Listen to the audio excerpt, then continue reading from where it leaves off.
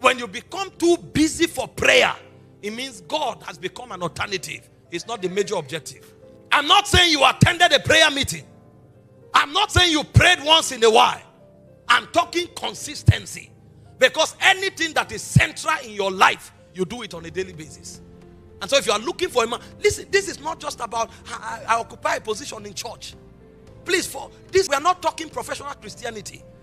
We are talking something that is in the womb of the spirit. Is something that is sacred in your heart. All of us serve God in church, and it's a great honor. But hear me, you can be serving in church and you are dead in the spirit. If your prayer altar is gone, you are no longer deliberate in your pursuit of God. And so those who are purposeful, they know where they meet God. They know the hour they meet God. In Acts of the Apostles chapter 3 verse 1, the Bible said they were going to the temple to pray at the hour of prayer. So the church, they prayed so much that they had an hour for prayer. And everybody will shut down everything to be there. Because it was their place of encounter.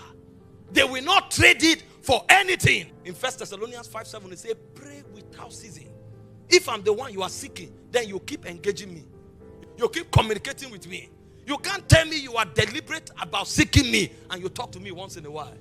Sometimes when you call, I may be too busy. Because I will face those who are serious about me.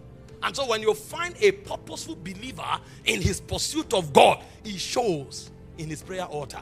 In the days of the patriarchs, men were thrown into the fire for praying, for refusing to bow to any other thing but God. In the days of the patriarchs, when they wanted to set a Christian up, they used prayer to set him up. We know this man must pray.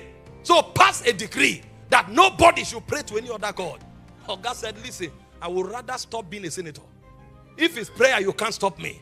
And I will not hide in praying. He opened the window to Jerusalem and he was praying. So a man was thrown into the lion's den for not stopping prayer. But we are in a generation where you beg people to pray, they don't show up. Are we not jokers? Is it the same God we are serving? Somebody did not just lose his job. He lost his favor with the king. And his life was at jeopardy. Yet he didn't compromise. If it's prayer, I won't stop. Cast me to the lion's den. See, when they got the 3 Hebrew boys, they say, oh king, we are not careful to answer you in this matter. What is human connection when we lose divine connection? We are not careful.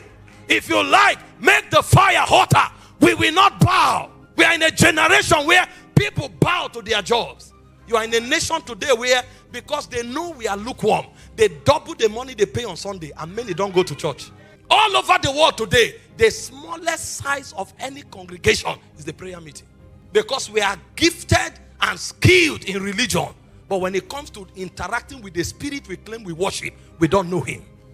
A generation must become angry. I won't be told the story of God until I leave this world.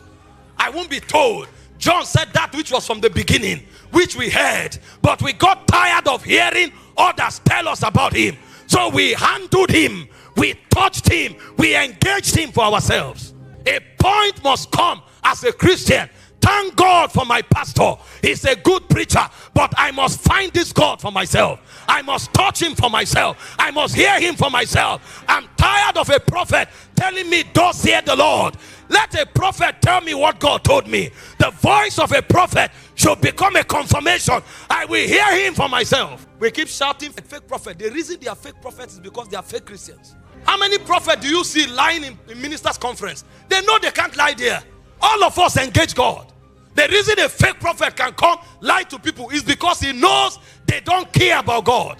They care about what God gives. If a prophet meets those who care about God, he knows he can't lie. Because when you talk, we will tell you, which source are you communicating from? We know that frequency. We too can tune into that antenna. What frequency are you operating for? Which God is saying what you are saying? And you will discover that when genuine Christians rise, the fake prophets will stop. You call for miracle service, see the crowd. But call for prayer meeting. Is that a generation that won't have fake prophets? Messages like this can't be taught. It's a burden. It's a burden.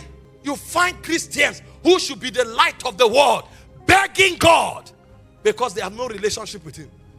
It's only when there is crisis they are trying to seek God's face on an emergency basis. Those who are purposeful in their pursuit of God, They are locked onto their altars. You can find them there. I read about Abraham, I almost wept. You never trace where his tents were, but the altars of Abraham never die. That means his altars were his most formidable structures. The tent can get lost, but the altar remains. So that many generations can come back and they find the altar. Imagine what will happen if our children come back and they can trace the altars where we prayed. Even when the house is old, when they enter the room where you encounter God, the pillar of his presence will still be standing.